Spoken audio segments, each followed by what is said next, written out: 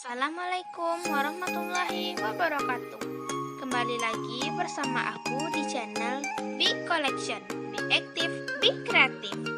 Kali ini aku mau ajak teman-teman untuk bikin rak makeup karena ini penting banget nih buat teman-teman biar peralatan makeupnya tetap rapi. Berikut barang-barang yang kita perlukan.